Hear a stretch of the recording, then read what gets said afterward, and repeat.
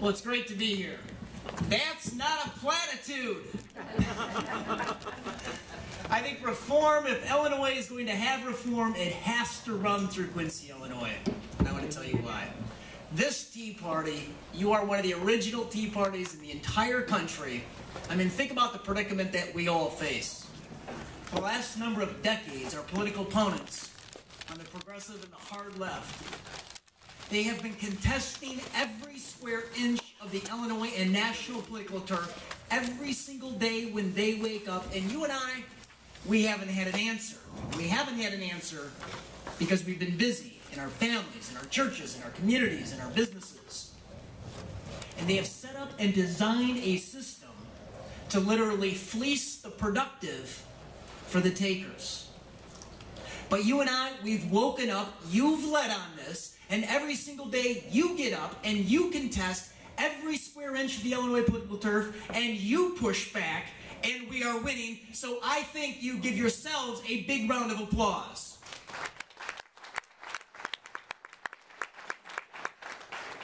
I was about 3 hours into a 4-hour journey to get here today. I'm not complaining. It was a lovely drive. Illinois is a great state. And Terry Carey gave me a call in the car, and she said, Adam, we'd like to take you out for dinner at the main course on Main Street here in Quincy. And it was absolutely wonderful. Tremendous conversation. Great hospitality. Thanks to Terry and to what's her name? I'm sorry. To Becky and John. I really appreciate that. We had a great evening. So big round of applause for Terry and for John and Becky. I tell you, Terry was the oldest. Terry was the only child, and she's had a year that took some personal cost. I just want to say, Terry, I appreciate what you do. I appreciate your vision. I appreciate your hard work. Let's give Terry Carey another round of applause and appreciation and love. In Adams County, when I was running for governor, I finished second. We won the second most number of counties in Illinois, and on February 2nd of 2010, I was actually on the ballot twice. I was in 2 elections. One was for the Republican nomination for governor of Illinois, and the second one was for my local precinct committeeman spot. And I'm proud to say I went 1 for 2 that evening. And Phyllis Schlafly said that the precinct committeeman spot is the most powerful office in the world, and it is on that basis that I address you here this evening. Now is not the time for compromise, it is the time for courage. And this was instilled in me when I traveled to Poland in the fall of 2009 when I was running for governor of Illinois. And I had the privilege for 2 days to walk with the stalwarts of freedom and liberty, the Thomas Jeffersons, the John Adams, the James Madisons of Poland, the guys who founded Solidarity, who eventually brought communism down without firing a shot. And it was the 20th anniversary of free and fair elections. And unbeknownst to me, at the end of the 2 days, I was invited to the Polish Central Bank, where there was a private event for the 80 founders of Solidarity. And it was 90 minutes, and I was in the back of the room, and it was heavy music. It was very emotional. These were the guys that were jailed under martial law, that their families sacrificed, that their buddies were shot and killed. And at the end of that 90 minutes, they called me up to the front of the room, and the 80 stalwarts of history on Polish national television surrounded me, and they gave me the same medals that they had received on that day. And I don't speak Polish, but it was communicated very clear to me that those men, those freedom fighters, they understand our battle. They understand that in Illinois, the #1 manufactured product is corruption. And they stand with us. Now is not the time for compromise. It is the time for courage. And that was instilled in me at a very young age. I was in the 2nd and the 4th grade when my father stood up as a conservative Democrat against the corruptions of the Kankakee County Republican Party. No apologies from my family. And my father ran against George Ryan for state representative. And George Ryan never changed. And I can tell you that nothing rankles me more than seeing waste, fraud, corruption, and abuse in terms of public spending. It's our tax dollar. Yeah.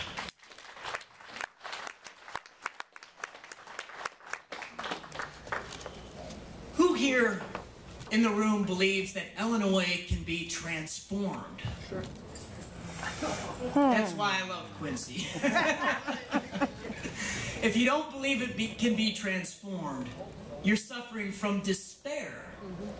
We're Americans, and it's 1776, and it's impossible to beat the world's greatest army. The sun never set on the British Empire, and we did it. In 1680, Illinois and Abraham Lincoln, it was impossible to keep the Union together. In 1942, it was impossible to beat the Nazi war machine. In the 1970s, it was said that the American dream was dead, that Soviet communism was the way forward. We're Americans, and we do impossible tasks. And I'm here in Quincy, and you do impossible tasks. There is no hydro dam.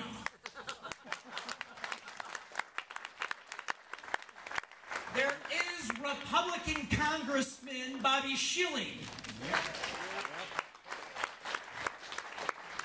6 seats locally, and for the first time in 50 years, there's a Republican majority on the city council. We do impossible things. We're Americans, and we get it done. I believe that Illinois can be transformed, and this year, at For the Good of Illinois, working with Republicans and Tea Parties and freedom and liberty groups and people all over the state of Illinois, we set out to prove it.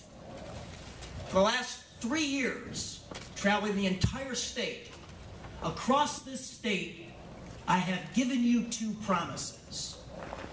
The first one was to spearhead the concept of the forensic audit, of a deep audit, an evidentiary audit, an audit that follows the money, and an audit that holds up in court. And to do as much and as deep auditing as we possibly can in Illinois. Last January, I worked with Republican State Rep out of Metro East, a freshman, Dwight Kay. And in January of last year, we co-authored the forensic audit of workers' compensation claims as it relates to the state employees.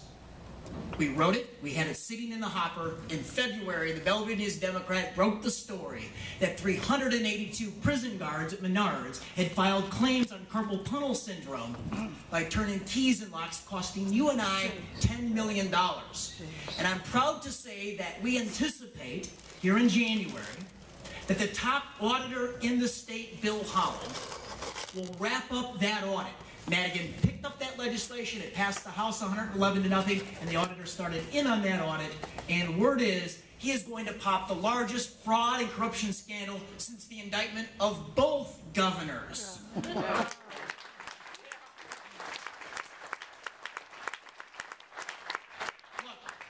in God we trust. Our politicians, we must audit. Yeah.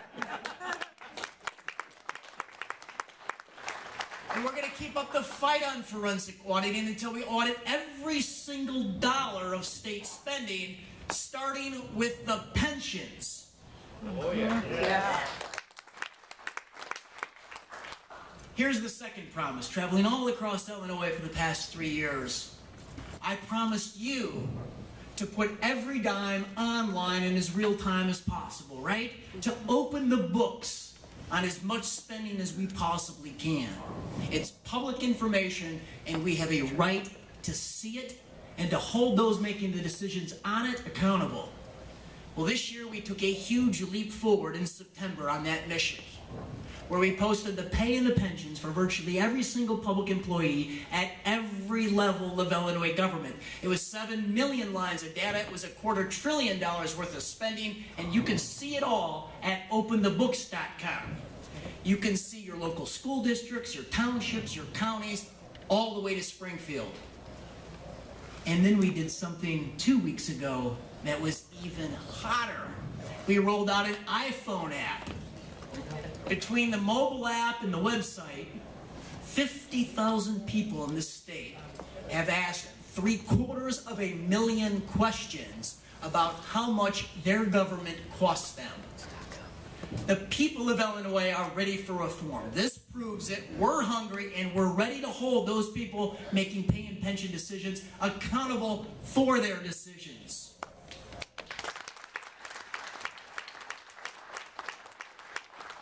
So when we opened the books, what did we find? Well, quite simply, I wanted to have an answer to the question that in 2010, how many people took a paycheck or a pension check from some level of Illinois government? And the answer stunned me. It was 1 million people. I took a look at how many income tax returns in 2010 paid income tax, and it's only 4 million returns. 1 out of every 4 income tax paying returns is a public employee. Costa Rica almost collapsed when it was at 1 in 3. When we opened the books, what did we find? We found that if you retire an education in this state, you get 50 cents on everything you put into the system back in your first year. In 2 years, you're ahead of the game. What did we find when we opened the books on the highly compensated employees in the state? I wanted to know how many employees from your local units all the way to Springfield out-earn the governor. I think that's a good definition of the highly compensated. Governor Quinn makes $170,000 a year in 2010. There are 3,062 public employees that out-earn the governor, and if you add up their total compensation, it is $1 billion for the lucky 3,000. And it's everywhere. The city manager of Joliet, Illinois, makes $463,000 a year at taxpayer expense. The village manager of Palatine, Illinois, his base salary alone out-earns every governor of the 50 states, and he makes in excess of $336,000 a year of total compensation. And it's not only in the northern half of the state, but it's also in southern Illinois. Here in Illinois, a town of 5,000 people, 45 minutes from the Kentucky border. The superintendent out-earns 49 out of the 50 governors. He makes $178,000 on base salary alone. And it's also within the Illinois Republican Party. School superintendent in the tiny district of Hudsonville, Illinois, Roger Eddy, is also a Republican state representative. And if you combine his base salaries, he out-earns every governor of the 50 states, and he has total compensation every single year of close to $300,000. The median income of a family in his district is $32,000 a year. When we opened the books, what did we find? We found what the Chicago Tribune on the front page of the newspaper above the masthead said, that is legal corruption. We found the top union bosses in the country who had muscled themselves inside of our state teachers' retirement system and were earning the biggest pensions in the system with no accountability. Here's one example. Reg Weaver. He taught school district in Harvey, Illinois on the south side. He took a 12-year leave of absence. He goes to Washington, D.C. He's president of the National Teachers Union, the NEA, from Washington, D.C. He makes over $300,000 a year, and he retires in 2008 on a $20,200 a month teacher pension. It's the highest in state history. Legislation was quickly written. A tepid form of that legislation passed, and we had pension reform here in Illinois. And that's what transparency can do. When you shine the light, you bring the heat. The only way to reform Illinois is through deep auditing, forensic auditing, and to open the books on every single dime of local and state spending, so we can bring the heat. Yes.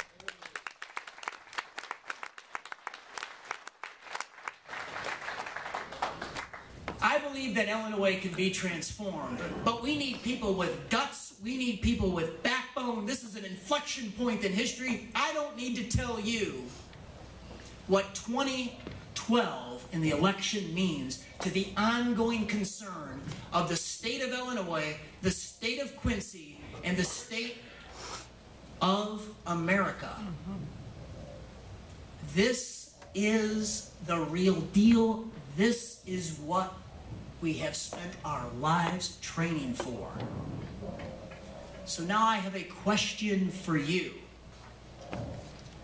Is the establishment, is the leadership of the Illinois Republican Party, are they serious about reform?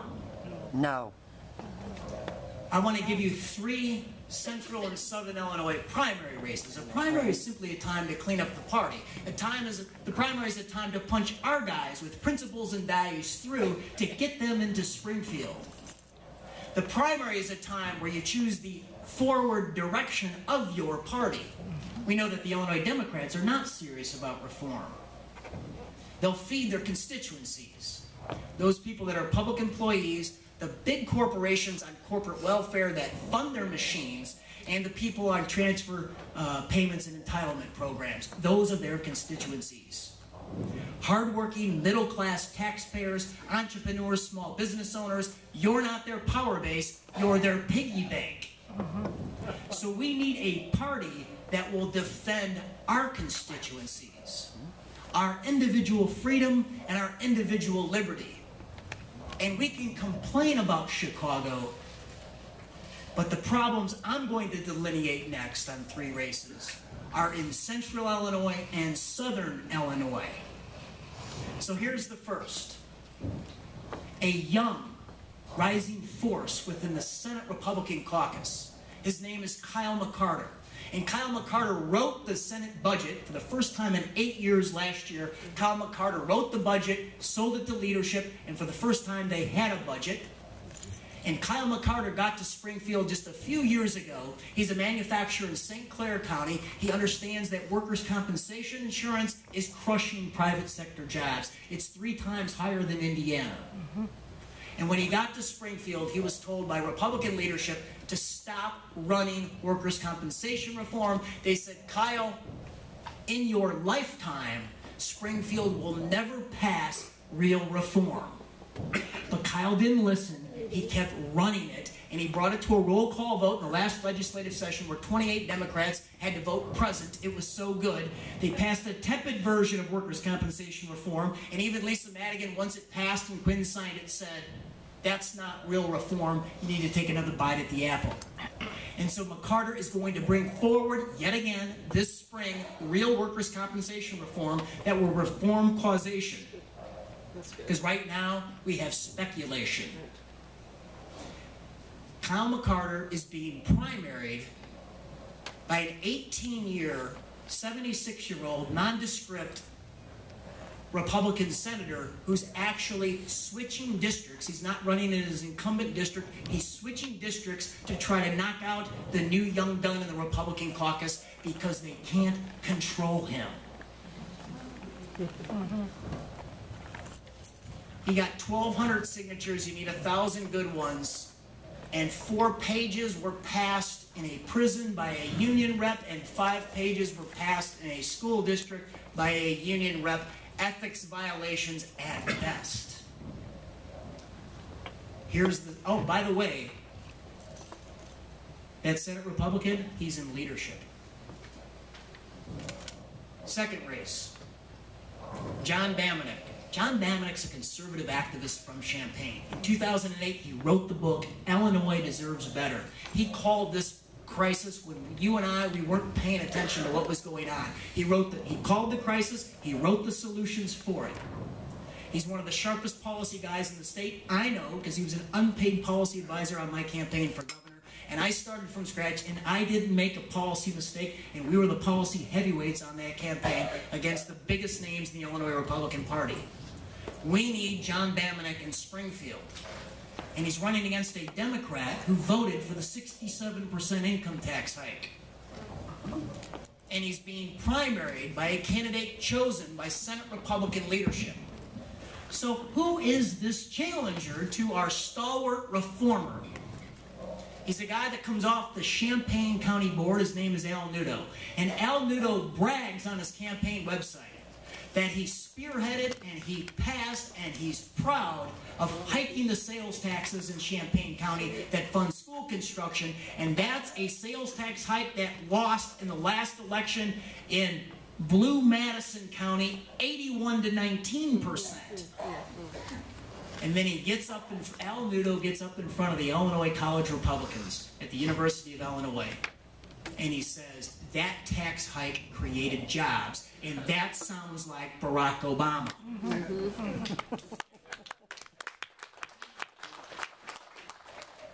And then we discover that Al Nudo is the #1 or one of the largest local contributors to the incumbent Democrat state senator in the years 2006 and 2007. Here's the third race. Remember that double dipper, the school superintendent and the state rep that was making close to $300,000 a year of total income? Well, his #1 funders are the teachers' unions, the administrative unions, including the Chicago Teachers Union, and it's 4 hours from the city of Chicago.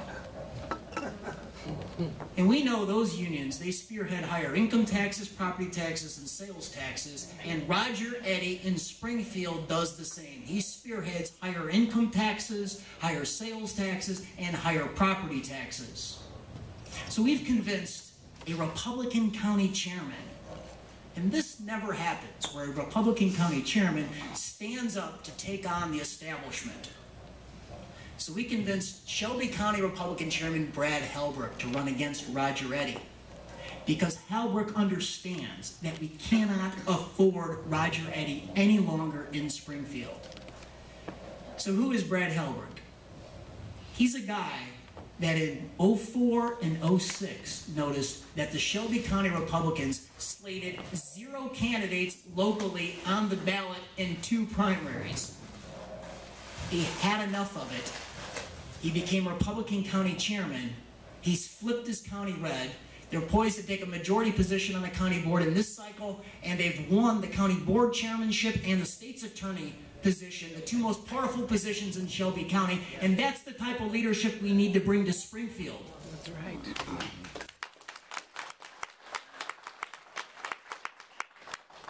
But Roger Eddy, the tax hiker, the double dipper, he has the endorsement of State Senator Dale Ryder in leadership in the Senate and 2 local Republican state reps. So I ask you the question, at this inflection point in history, when the stakes are momentous, when nobody knows, even if our guys get in, the true path out of this, except for hard spending cuts and freezes on taxes and ethics reform, the reformers have to bring this. So I ask you, who in leadership in the establishment of the Illinois Republican Party, who is serious about reform?